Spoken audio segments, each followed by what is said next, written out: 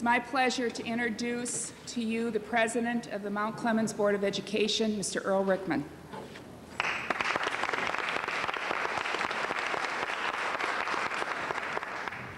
I believe the children are the future. Teach them well and help them lead the way. Show them all the beauty they possess inside. Give them a sense of pride to make it easier. Let the children's laughter remind us how we used to be. Good morning. Good morning. On behalf of the members of the Mount Clemens Board of Education, it gives me a great privilege and great pride to stand before you this morning to welcome you back to the opening of the 1995-1996 school year. And as with all openings, people come with new attitudes, with new spirits, with renewed spirits. We hope that your summers went well. We hope that you're energized, charged up, and ready to go for this school year. For in this school year, we have a new beginning. We have a new beginning to reach out to those students who maybe we didn't reach out to last year and said, well, the next year's teacher can handle this student.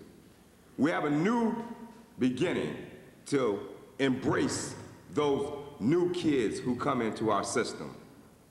We possess in this room, we possess all of the talent necessary to adequately educate all of the students in the Mount Clemens Community School District. And that's with this professional staff here today. So on behalf of the Board of Education, I welcome you. I encourage you to do your best in your classroom for the students because the students are our customers. And we are here to service the students. So on behalf of the Mount Clemens Board of Education, I welcome you and wish each and every one of you good luck in this school year. Thank you very much.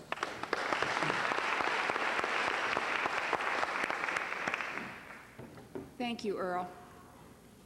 We have a couple of other special guests. In many ways, they're not guests at all. They're becoming a part of the Mount Clemens family. Joining us this morning is Dr. Deborah McGriff and Dr. Sandra Robinson. Sandy and Debbie, if you just kind of wave so we see where you are. Welcome back. And Francine Smithson from Middle Cities and Dixie Hibner from the Wayne County RESA. Have they arrived yet? Are you in the audience? Oh, there you are. Please stand and be recognized.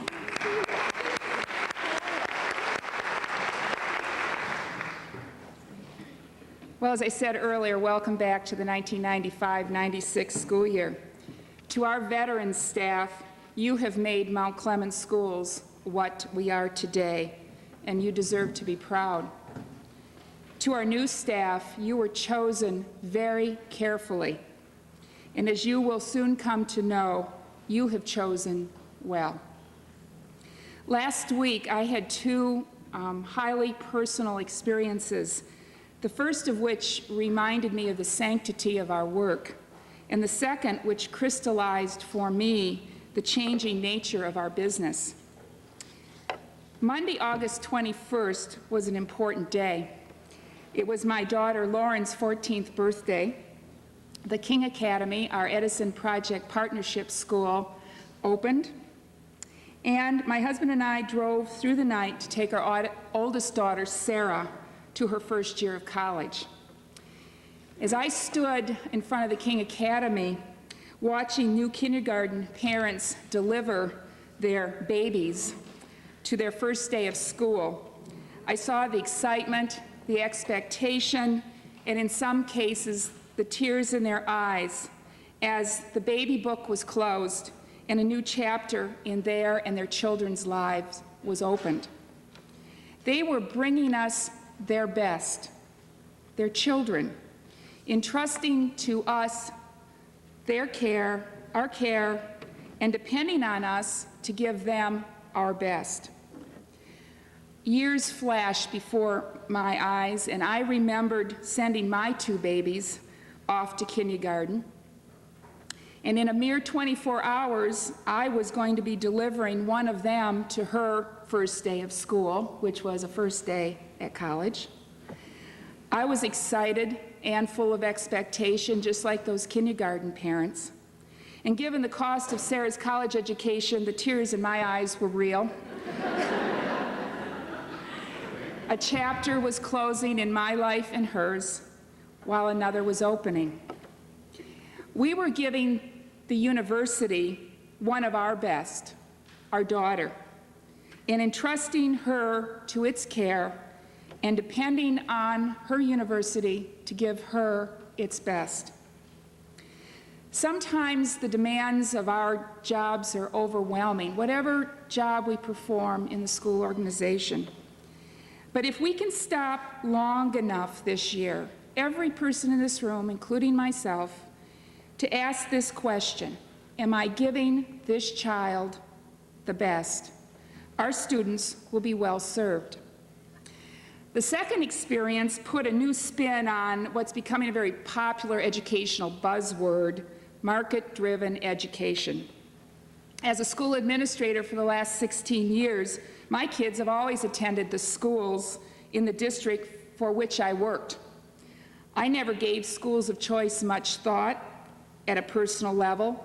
For me and my family, it was a non-issue. Although we studied Sarah's college options and ultimately chose a university, I was still fairly immune to the market-driven forces.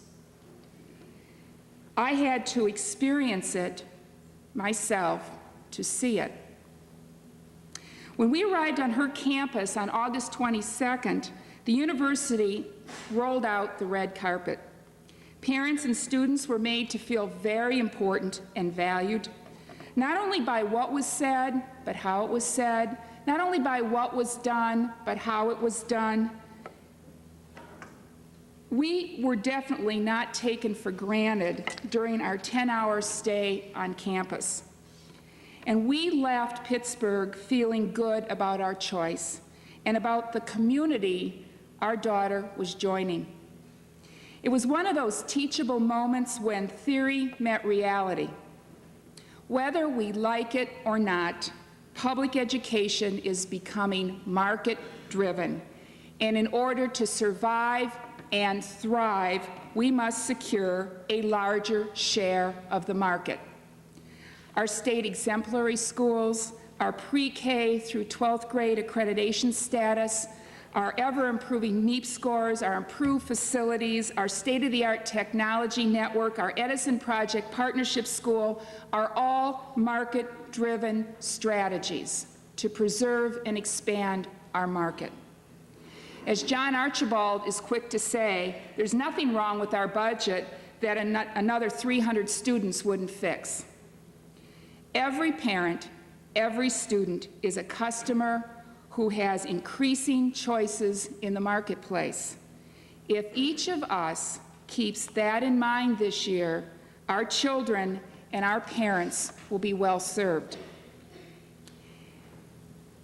It gives me a great deal of pleasure to introduce our distinguished speaker this morning, Dr. Howard Fuller.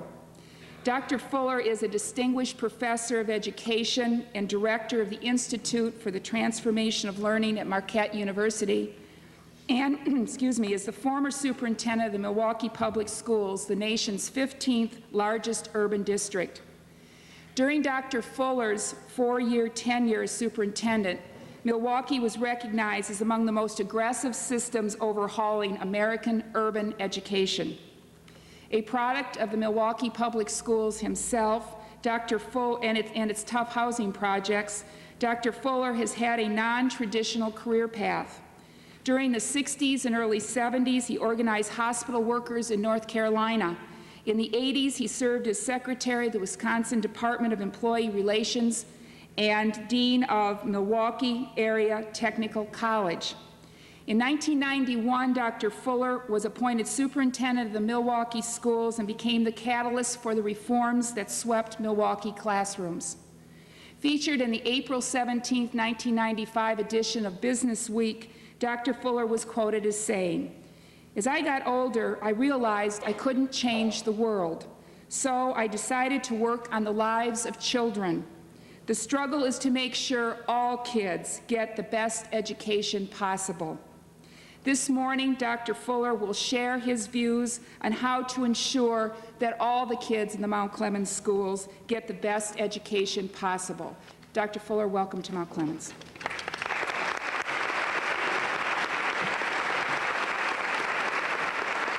Thank you. Good morning. Let me begin my remarks this morning by thanking Superintendent Blanche Frazier for inviting me to be here with you. And I hope by the end of my remarks, she will still feel that it was a good idea. I want to also thank Dr. McGriff and Dr. Robinson for getting me here. They drove me here and I could listen to 92.3 on the way down. So hey, what more could you ask for, you know, in this world? But I really want to say a couple things. First of all, I want y'all to relax, kind of lay back, because this ain't going to be brief. Okay? You know, most speakers get up and they say, this is going to be brief. I'm not going to be brief. I mean, this is the first time I got here. I may never get invited back, so I'm going to get it all in while I'm here. And I want to make it clear also, though, that my frame of reference for what I'm going to talk about is Milwaukee, is essentially large urban districts. And a lot of what I might say may not apply to a district your size and the situation you find yourself. And I just have to say that up front. But hopefully some of the ideas I'll set forward might strike a chord and might be of some use to you. Superintendent Frazier asked me to concentrate my talk on the needs of the urban learners. And I read an article that was sent around by Mike Boulis from the Middle Cities Education Association. The article was written by Belinda Williams and Ella McComb, and it's entitled, Building on the Strengths of Urban Learners. They make the case that there are 4 assumptions that need to be kept in mind when dealing with urban learners. Number 1, that culture and cognitive development are interrelated. Number 2, that education must foster the full potential of every learner by appreciating group membership and individual diversity. Number 3, that all educational systems must value and care for the learner and the community. And finally, that all individuals, are both learners and facilitators of learning. In all honesty, I feel these principles ought to be upheld for all kids, no matter where they live.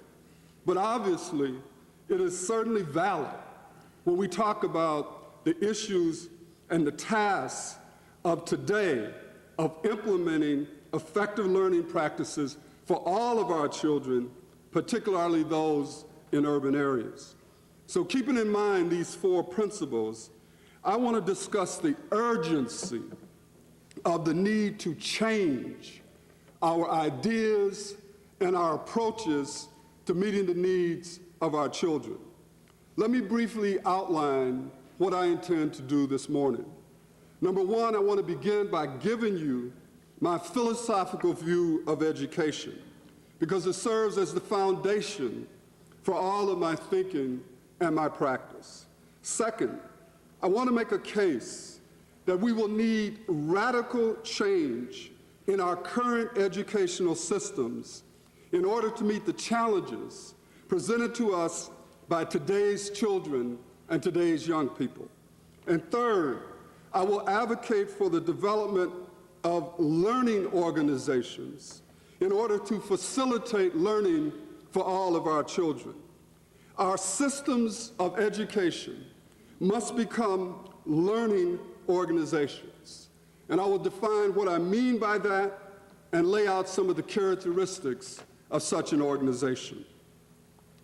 In terms of my own philosophy of education, there's a book called Pedagogy of the Oppressed by Paulo Freire. And in the foreword of that book, a man named Richard Shaw lays out what is my philosophy. He says there is no such thing as a neutral educational process. Education either functions as an instrument which is used to facilitate the integration of the younger generation into the logic of the present system and bring about conformity to it, or it becomes the practice of freedom, the means by which young people are taught to deal critically and creatively with reality and to participate in the transformation of their world. So that to me, education is about freedom. Martin Luther King Jr. said that freedom is the capacity to deliberate or weigh alternatives. It is the ability to think, to make rational decisions about one's life. It is the capacity to accept responsibility for those decisions. So that I believe, in order to prepare our children to engage in the practice of freedom, it is clear that we must fundamentally and radically change the way we approach learning. I believe that our educational systems, particularly our public ones, are essentially organized to meet the needs and protect the interests of those of us who work in these systems, not the needs and interests of the children and the families that we are supposed to serve. And so I would argue that for the sake of our children, we must change. The only thing that is constant in the world is change. People, institutions, processes are always in the state of change, some for the better and some for the worse, but change is an ever-present reality. But far too many of us resist change, or we support change as long as nothing changes. It is this notion that we cannot face up to change. Isn't it amazing? Some of us stay in terrible personal and business situations knowing that it's terrible, but we just can't change. We just can't change. We just don't want to change. And I'm going to tell you, I belong to a group called the Leap Before You Look School. Because I think that if you look too long, you will never leap. And so many of us want to have every single question answered before we do anything different. And I would argue that those are the things that keep us from changing. And then when we finally do come to grips with change, we want to tinker around at the edges. We don't want to change our classroom totally. We just want to move the desks. We just want to do something a little bit different. Change the stuff on the bulletin board. And that's all nice. But that's all tinkering around at the edges. And what I want to argue is that our children must have more. They deserve more. I believe that our kids need more than reform. They need and deserve a revolution, a radical transformation in our thinking and in our practice. And to help make this happen, I think we have to implement teaching and learning processes that help our children learn. In fact, I don't believe the issue is schooling. The issue is learning. And I would challenge you to read a book. It's hard to read. It's a book by a dude named Lewis Pearlman out of Harvard. And it's called Schools Out. And I would encourage teachers to read it. I had the great fortune of having one of my elementary schools read this book. And for staff development day, we went out and we sat in a circle for 2 hours and we discussed this book. And it's an interesting book because the first thing as teachers you have to get past is the part where he says that schools and teachers are obsolete. And that's why it's a hard book to read.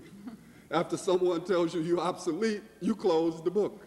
But I'm saying don't close it, read it to understand why he would come to such a conclusion. And what I would argue is that what we need to know is what he says, and that is that our kids today can and will learn anytime, anywhere, any place.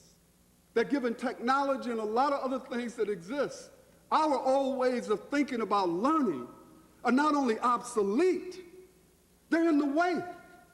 They're in the way of our children coming to new horizons in their own development.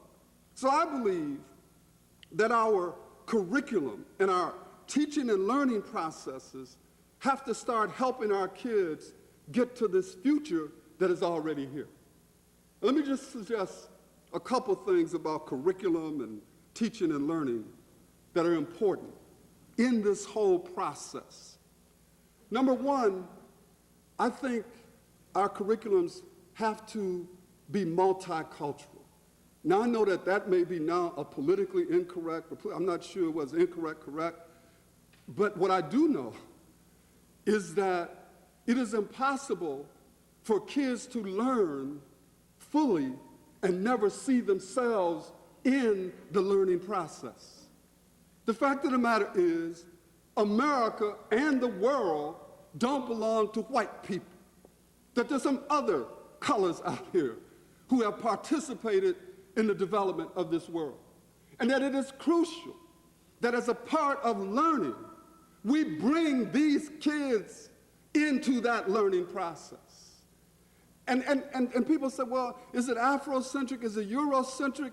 It's all of those. In fact, the beauty of a multicultural perspective is it recognizes the contributions and the realities of all of us and incorporates that into the learning process. Secondly, I think that our curriculums ought to be, it ought to encourage problem solving. It ought to encourage deep thinking. It ought to encourage teamwork. When I talk about this deep thinking and problem solving, I'm reminded of an article that I read during my dissertation. And all of you all in here who finished a dissertation, any of you who are thinking about one, or in one, or whatever it is, when you finally finish it, you don't want to see it. You know what I'm saying? It's like, I'm done. Let me put this somewhere. If I never see it again in life, it's cool with me. But I do remember this one article. And what she wrote was very interesting because she looked at different types of schools. And she called them ruling class schools and middle class schools and poor and working class schools. And what was really interesting is that in the poor and working class schools, we were having kids fill out the blank, circle the right answer. But then when you got to the ruling class schools, they were asking kids, what do you think about the world? Because what was happening was one group was being prepared to run the world, and another group was being prepared to take orders from those who run it. And I would argue that all of our children ought to be asked what they think. That all of our children ought to be brought into this notion that they can transform their world. And when you talk about teamwork, it's really interesting. I had 156 schools, and I visited every school. My first year as a superintendent, I stood up in front of my principals and announced I was going to do it in the first year. They were nice. They didn't laugh at me. I noticed they all looked down at the floor. So it took me 4 years. But I made it around to every single school. You know what's really interesting? Is that when you go into a kindergarten class, and this also is buttressed by this book I read called All I've Ever Learned, I Learned in Kindergarten. It's like those of you who teach kindergarten, you go in there and the kids are on the rug and stuff. You get down on the rug with them, and they're working together. And they'll let you play with their beads, and they'll snatch it from me, but they're working together. As soon as we get them in first grade, we line them up. Don't talk to nobody. Don't say nothing to nobody. Don't look at nobody. So all of a sudden, it becomes the antithesis of where the world is going. The world requires teamwork, And we require individual, look straight ahead, I'm the teacher. And so the reality of it is we have to change that. We also have to make sure that our kids are able to communicate orally, in writing. And this oral thing is a big thing. I spent a lot of time with kids. I did when I was the superintendent. I adopted a class. I kept up with them for 4 years because I didn't want to be held hostage away from kids. And I talk to kids a lot. And what I try to say to kids is, look, y'all have to be able to talk. You can't just say, yo. Yo is all right, but that can't be the whole sentence. I mean, after you say yo, you got to tell me something after that. You can't spend a whole sentence saying, well, you know what I mean? You know what I'm saying? No, I don't know what you're saying. Tell me what you're saying. Speak to me. And it's important that we help kids get those skills. And we have to concentrate. We have to work on that. At the same time, we have to ensure that kids use technology. And it is great that you all have new technology. On my way out the door, I spent every single surplus dollar that I could find on technology. You know why? Because for poor kids, the highway does not come through their neighborhoods unless we get it there. And you know what's real interesting is I work with one of these community organizations. They used to have these book drives. And all of a sudden, what's beginning to show up on the book drives is encyclopedias. You know why? Because people with money got computers in their homes and encyclopedias software. So they don't need these books anymore. So now these little poor kids finally getting some encyclopedias at a point in history when other people now have it on computers. And so we have to expose them to technology. And it's not enough just to have a computer in your room to point to when visitors come. The fact is, if you're going to get it in there, you better learn how to use it. Because our kids probably know more than many of you, and that's all right. Because that's my next point. And that is that in the teaching process, we must see ourselves as facilitators of learning, not the depositories of all knowledge. Because a teacher who thinks that he or she has to know everything doesn't know much about teaching.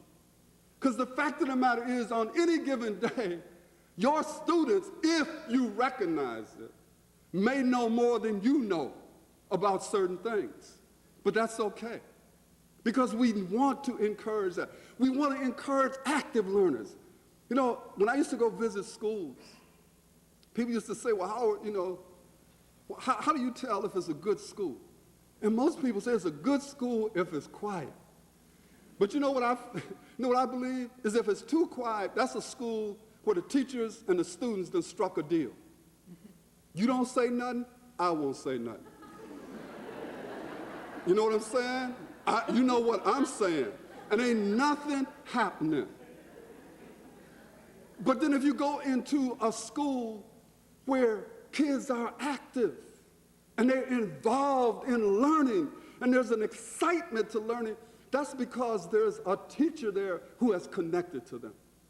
Because the interesting thing is you can go into a school building and you can walk into a room like that and then go right next door and there's death. In the same building, same kids, same mamas, same community, and the only difference is who's in the room with them and what the processes are that are being used in that room. So what I want to argue for is that we have to, in order to do this notion of transformation, we have to, number one, declare that the 2 by 4 by 6 by 9 by 12 paradigm is a bankrupt paradigm. This idea that all knowledge can be found between the 2 covers of a textbook, that it can all be done within the 4 walls of a classroom, what Perlman calls yak in the box. You get kids in there for 47 and a half minutes and you yak at them and think that learning is taking place. And that always leads us to the notion that, hey, I'm teaching, but they're not learning. Something wrong with them. Because I know I'm doing a hell of a job of teaching. They're just not learning. So that, all of this can take place within the four walls. That it can all be done with 6 evenly spaced periods during the day. That it takes 9 months, and then after 12 years, we're going to declare them educated. That's a bankrupt, industrial age-bound paradigm. So that we have to, secondly, destroy this industrial age paradigm and replace it with an information age or a learning age paradigm. Now, what do I mean by a learning age paradigm? I believe that what's critical is turning systems and schools into learning organizations. There's a book by Peter Senge called The Fifth Discipline. I don't advise you to read it unless you got a lot of time, which you don't, because it's hard to get through. But those of you who want to get through it, it's very interesting because what Peter Senge does is to define a learning organization as one where people continually expand their capacity to create the results that they truly desire, where new and expansive patterns of thinking are nurtured, where collective aspiration is set free, and where people are continually learning how to learn together. So that I believe that we have to push to become a community of learners, and that the concept itself should represent a metaphor for the transformation of learning. We have to see the classroom as a community of learners, the school as a community of learners, the district as a community of learners, all taking place within the context of the Mount Clemens community as a community of learners. In a learning organization dedicated to helping our children develop learning tools, the teaching and learning process remains a complex issue. Because not only does teaching require constant judgment calls, but also matters of the heart are involved in the expectations that we adults hold for students as well as for ourselves. It is critical for the adults to facilitate the creation of a learning environment that motivates, inspires, and encourages intellectual risk-taking that is necessary for learning to take place. For deep and lasting, as well as ongoing change to occur, we have to change how people interact in the process of learning. At the same time, we must rigorously examine our own attitudes towards teaching and learning, particularly when it comes to non-white children and poor children. Now let me talk directly here about a point that I believe deeply. A book that Debbie encouraged me to read, and I would encourage all men to read, and some women too, is called Return to Love by Marianne Williamson. And what she says is, there is a deep psychological connection between your attitude towards people and their capacity for transformation. Until you love people, you can never understand them. And if you do not understand them and respect them, then you cannot teach them. And so I want to say that if you don't love these children, you don't respect these children, do everybody a favor. Get a different occupation. Now, that's a cold-blooded thing to say, but it is even more cold-blooded. And I used to tell all my beginning teachers at the beginning of the year, look, there's nothing wrong with admitting that you made a mistake. The worst thing in the world is to know that you don't care about these kids, but you stay there and you destroy them day after day after day. Ain't nothing wrong with saying, I thought I want to be a teacher, but now that I look at these kids, I realize I want to sell cars. Or I want to do, whatever it is. And I'm serious about that. And there's nothing wrong with that. You could become all kinds of things, but don't stay there and destroy our kids because you hate them. Now, people say, well, how could a teacher stay and hate kids? It happens every day in America. And what's crucial is that all of y'all know the ones that hate the kids, and you don't have enough courage to run them the hell out of your school. Now, I told you, I'm coming down front. This ain't about trying to fix this, because it's past time to be fixing this while people are destroying our children. So I want to say that we need to help create these learning organizations. In Milwaukee, I argued that we needed to reconceptualize our views about a school system. I believe that we ought to move, and this again may not apply to you because of the size, but in a place like Milwaukee, Detroit, Debbie was running Detroit with 240 schools. My view is that we should not have school systems. We should have a system of schools. And let me tell you what the difference is, because it's not semantical. A system of schools is an organizational structure that uses decentralized and shared decision-making, that encourages substantial change and innovation, that embraces diversity, that achieves continuous improvement, and is held accountable for student achievement. Now, let me talk briefly about each one of those. Decentralized and shared decision-making. See, I believe that all of the crucial decisions about a school ought to be made at the school by the school community. That the budget decisions, the personnel decisions, the curriculum decisions need to be made at the schools.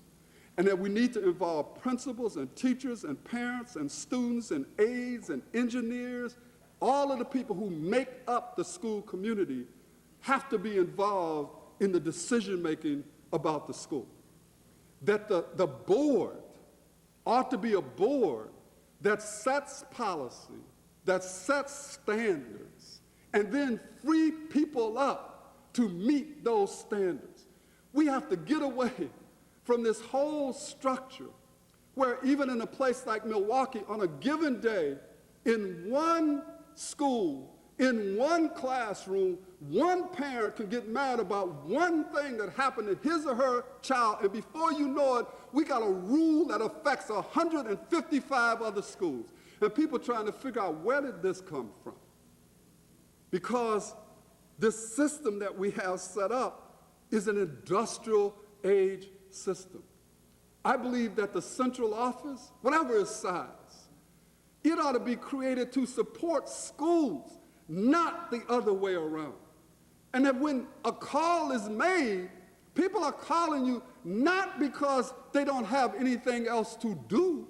They're calling you because they want you to help them resolve a problem. And so that, in fact, if we're going to have these central offices, they need to be problem-solving, technical assistance entities, not directing entities.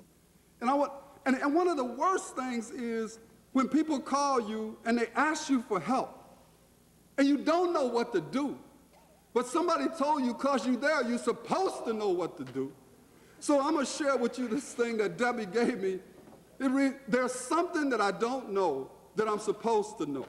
I don't know what it is I don't know, and yet I am supposed to know. And I feel and I look stupid if I seem both not to know it and not know what it is I don't know. Therefore, I pretend I know it. And this is nerve-wracking since I don't know what I must pretend to know. Therefore, I pretend to know everything.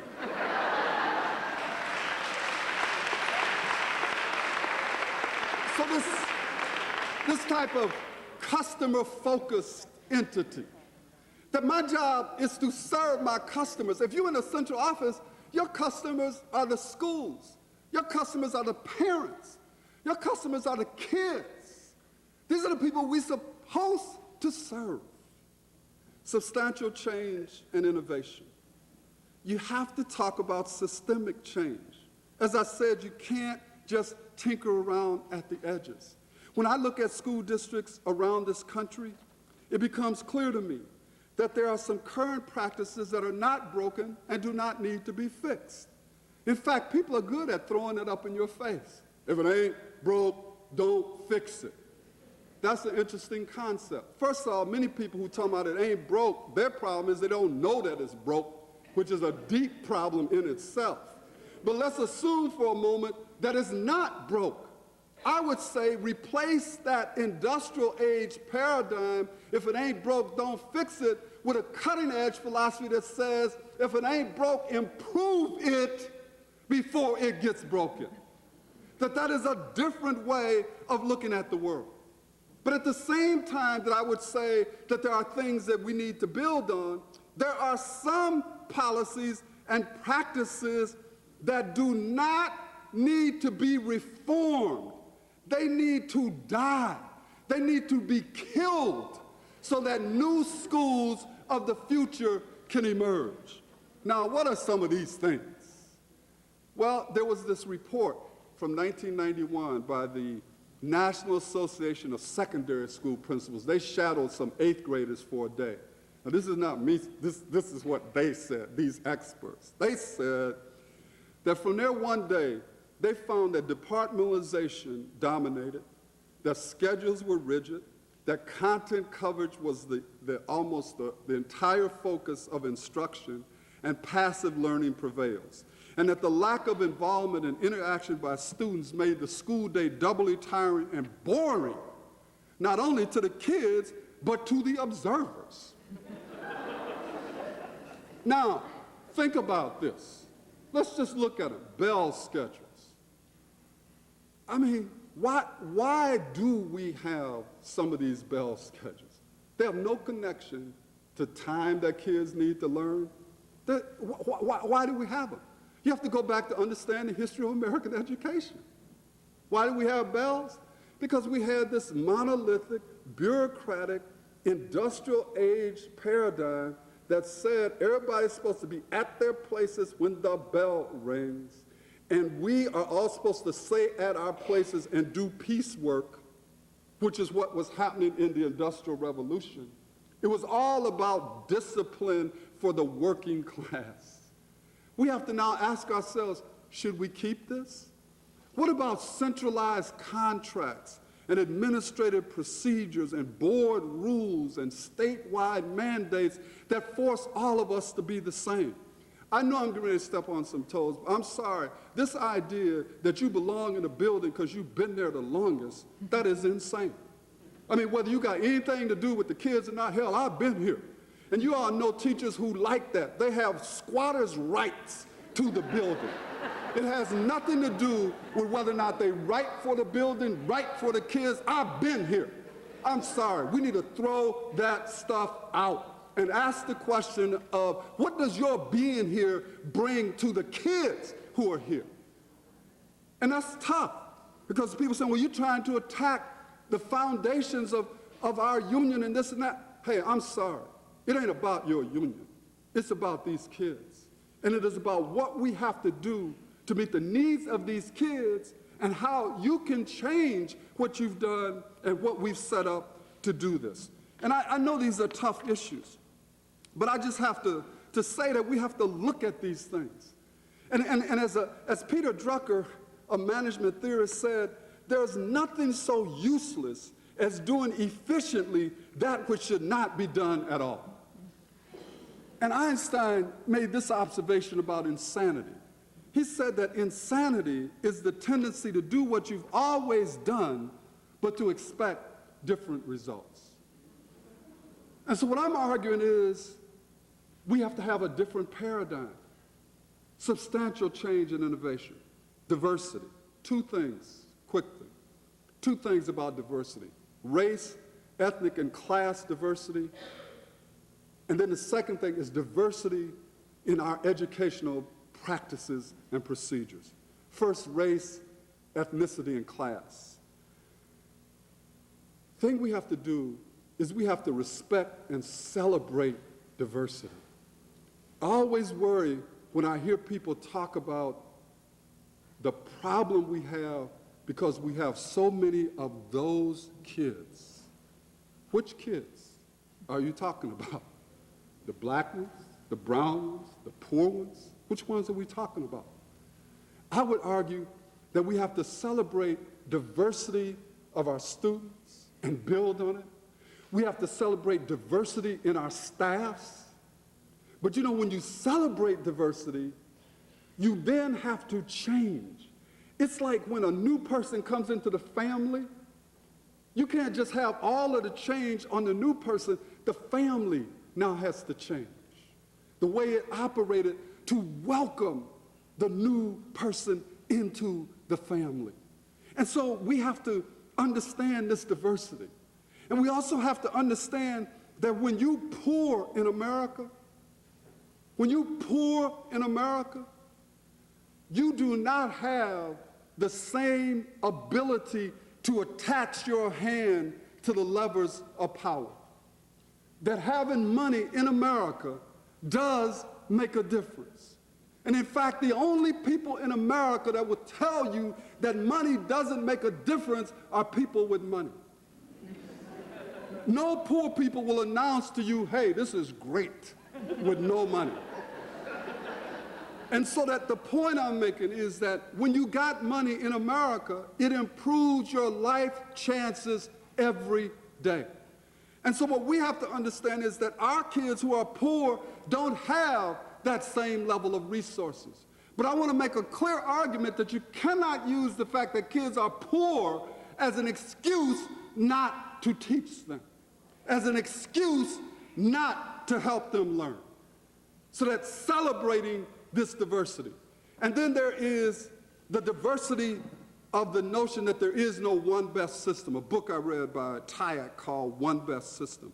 And I want to just briefly say on that I believe we need to have all kinds of themes, all kinds of instructional strategies, all kinds of educational philosophies, all kinds of governance arrangements. I believe in charter schools. I believe in partnerships. I believe in public-private partnerships. And I want to take this moment here to offer my congratulations and respect to Mount Clemens, to the superintendent, to the board, to the union, to the parents, and to the community for being willing to enter into a partnership with Edison. See, I think that we have to be willing to do whatever we can do to change what is happening with our kids. And we need to try all kinds of different things, not to destroy public education, but to save it. And I'm a supporter, so everybody knows, of choice. People say, how can you support choice? Here's why I support choice. I support choice because people with money in America every day make choices. The people who can't make choices are people who don't have no money. And so the choice program in Milwaukee is set up to give poor people the opportunity to make a choice. And I believe that if we're good, and good as we say we are, why would we worry about choice? Because if our schools are good, and we have many of them that are, people will choose us. And for those of us who know we're not doing what we ought to be doing, it ought to be a wake-up call to you. That if you don't deal with these kids, not only are the kids going to leave, but they're going to take the money with them. And when the money goes, maybe people will wake up and take notice. Because you and I know that in school systems all over America, we march kids into death every year. We march them into buildings where ain't nobody learned in 20 years. And when you put them in there, you know they're not going to learn, but they're going in there anyway. And then we want to say, yeah, but if you give people choice, it'll hurt the system. Question is, who are we for? The kids or the system? In a city like Milwaukee, what's interesting is some 30% or more of public school teachers put their children in private schools. And that's okay, because they ought to have that right. I just want poor people to have that same right. And then finally, let me just talk a minute about accountability. I'll skip continuous improvement. Just go to accountability. And there's this book, We Must Take Charge by Chester Finn. He has the best definition that I've ever seen of accountability. What he says is that accountability in any endeavor today means that specified goals or outcomes are supposed to be achieved and that people throughout the organization are responsible for achieving them. Not just for following procedures, but for achieving outcomes, student outcomes. The purpose of an accountability system is not punishment or retribution. Accountability systems aren't criminal justice systems. And we don't build them because we want to be vengeful. We construct them because we want good results. And in the world we live in, there's a greater likelihood of producing good results if consequences follow from success or failure. You cannot have change if kids don't learn and nothing happens.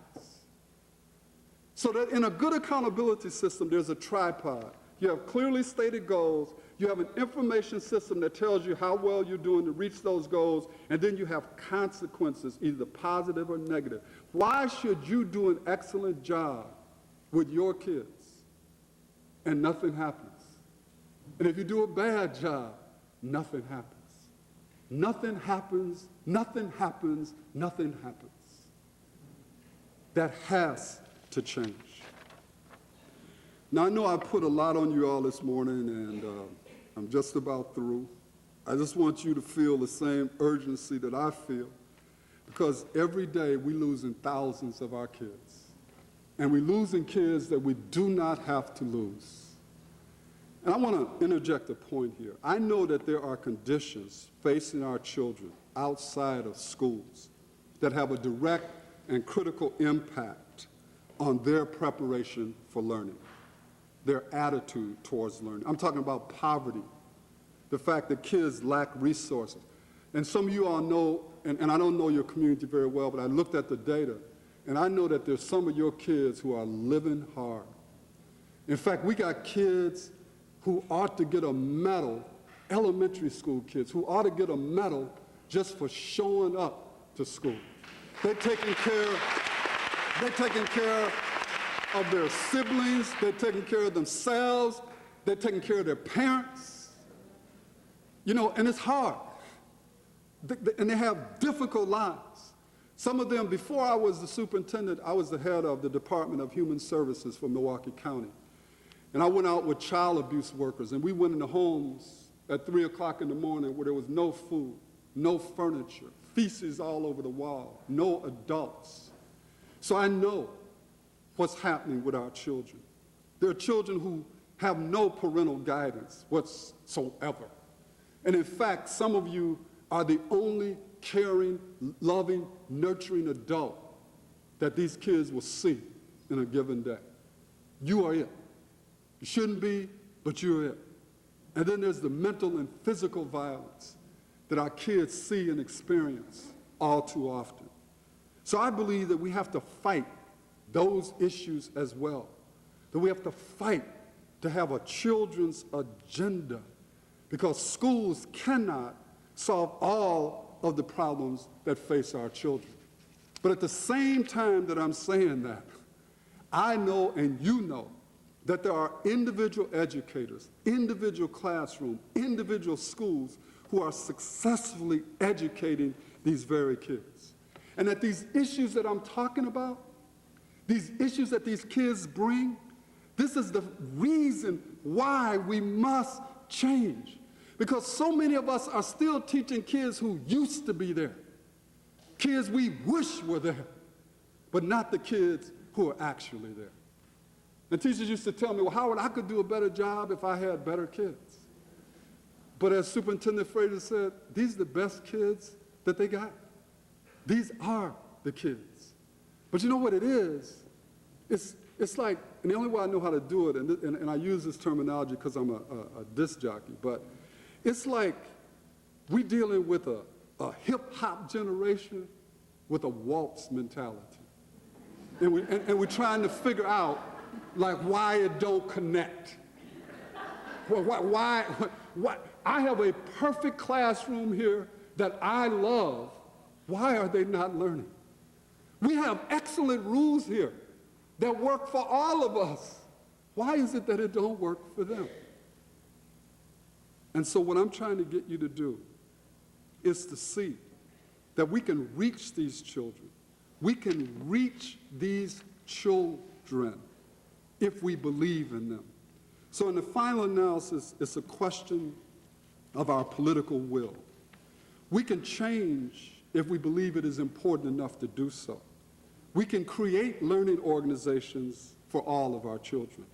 To do so, we must develop this creative tension between what is and where we must go. We can empower ourselves to change the current framework. We can move beyond the crisis, the pressure, the limitations, and together make something different. We must be willing to get people to understand the systemic forces that shape change, and then we have to fight for it.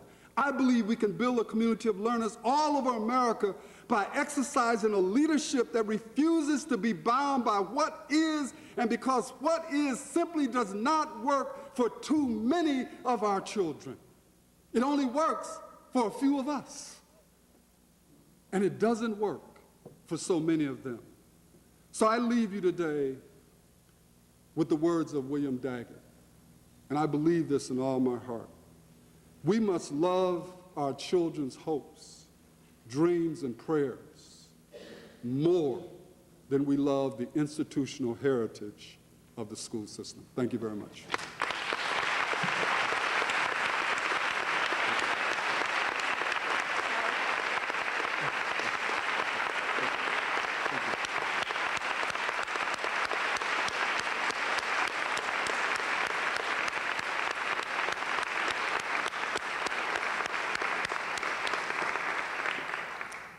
Thank you, Howard.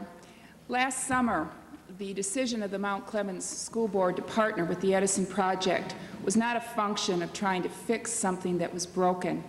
It was a function of trying to improve upon an already improving situation. The Edison Project offered us an opportunity to reinforce and accelerate the many, many good things that were already happening in our classrooms. Howard, we've only met briefly, ever so briefly, once before, and this is really the first time I've ever even had a chance to shake your hand. But I knew about Howard Fuller, and I knew what he stood for and what he believed in. And so I was very excited to invite him to be with us this morning. And I was confident that his message would be well received, because we didn't ask Howard to come here for a wake-up call to fix something that was broken. We knew that if Howard Fuller came and delivered his message, that would be well received, and that would reinforce and accelerate the commitment to change and improving our schools for our children. And at breakfast, Howard, I know you and Debbie slipped in a little earlier, but slept in. Slept in a little late. We did both of those. Okay. It's okay, right? For those of you who are still asleep, no. And we were introducing our new staff members, and Doug Sutherland kept standing up and announcing a newly hired person. I was beginning to think they're getting hired between the scrambled eggs and the bagels, but unfortunately, Howard, I don't have a position to offer you this morning in the Mount Clemens schools. You said earlier that you weren't sure that you'd ever be invited back. You will be invited back. In fact, I would encourage you. I do understand that there is a vacancy in the state superintendency in Lansing, and it would be a very refreshing change of direction for our state and our school board.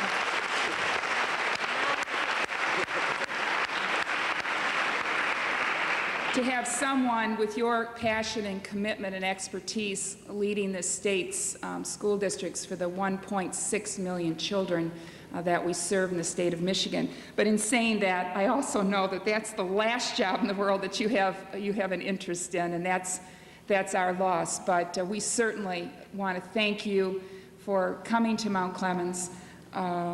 Your message had personal and professional meaning for all of us, and we hope that you'll come back and join us again.